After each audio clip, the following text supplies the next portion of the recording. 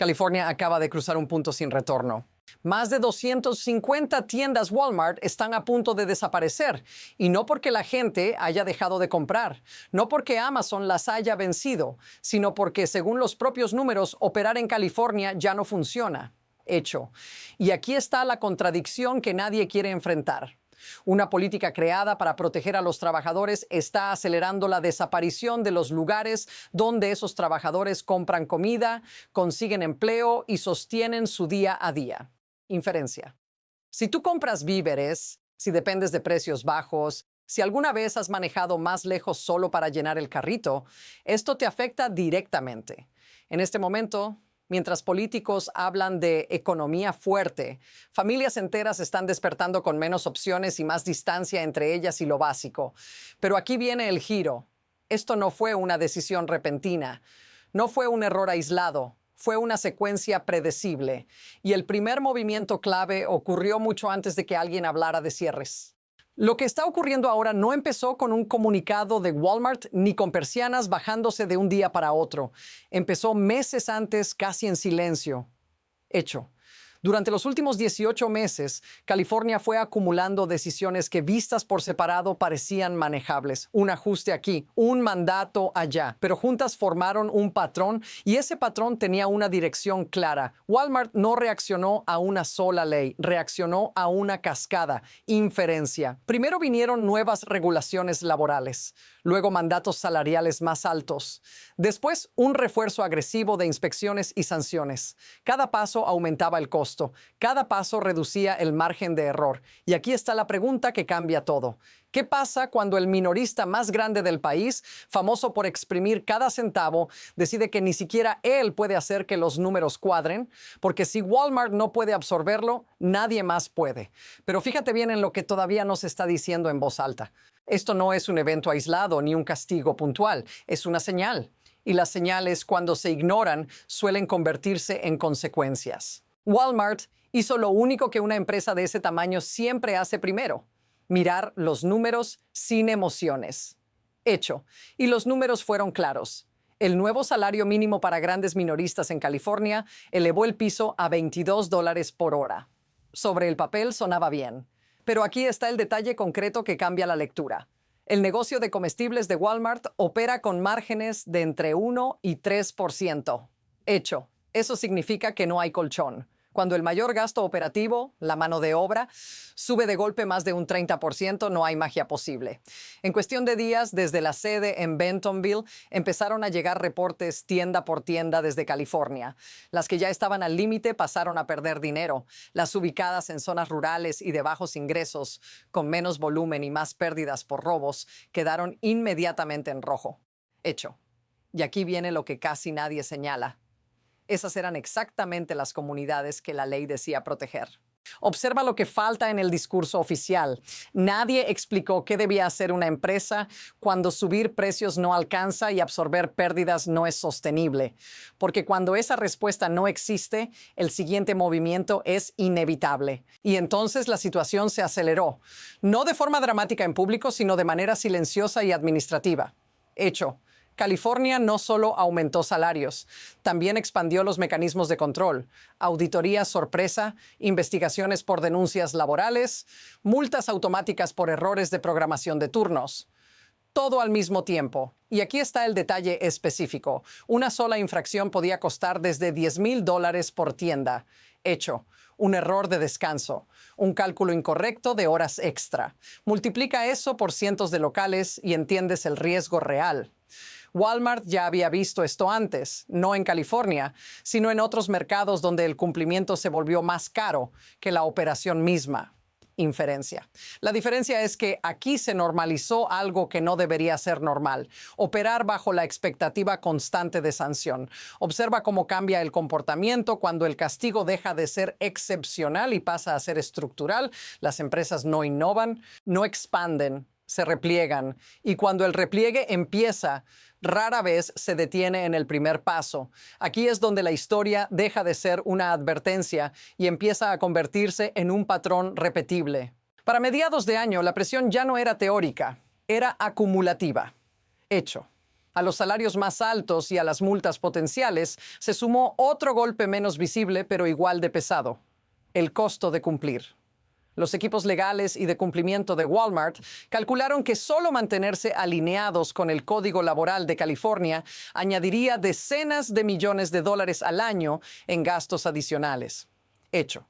Y eso era antes de contar el aumento de robos, que en el estado había subido más de un 60% interanual, y antes de las primas de seguros comerciales, que se dispararon casi un 50% en condados de alto riesgo. Todo junto. Todo al mismo tiempo. Aquí es donde la historia se compara con otros momentos críticos del comercio minorista. No cuando una tienda pierde clientes, sino cuando pierde previsibilidad. Inferencia. Sin previsibilidad no hay planificación. Sin planificación no hay inversión. Y cuando una empresa deja de invertir, el cierre ya no es una posibilidad lejana. Es una línea en una hoja de cálculo esperando aprobación. Pero fíjate en este giro. La decisión no fue cerrar todo. Fue algo mucho más frío. Identificar qué tiendas ya no podían alcanzar ni siquiera un 5% de margen bajo las nuevas reglas. Y esa lista fue más larga de lo que cualquiera esperaba. Ahí es donde empiezan a caer las primeras fichas. Hecho. En cuestión de días, los equipos de bienes raíces y operaciones recibieron una orden clara: localizar cada tienda en California que no pudiera sostener un margen del 5% con la nueva estructura de costos. No era un debate político, era un filtro matemático. El resultado fue contundente.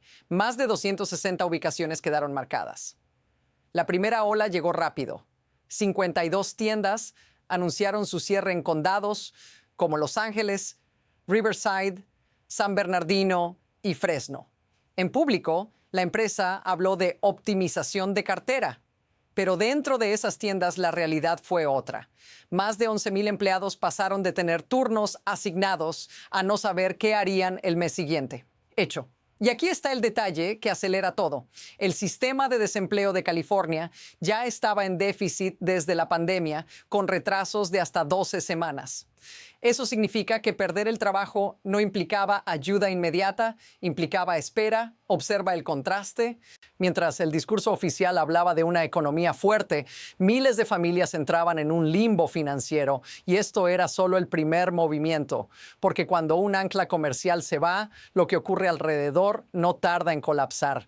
El segundo efecto fue más silencioso, pero mucho más profundo. Hecho. Cuando esas tiendas cerraron, no solo se apagaron luces. En comunidades como Barstow y zonas del este de Los Ángeles, el Walmart cerrado era la única opción de supermercado completo en un radio de más de 20 kilómetros.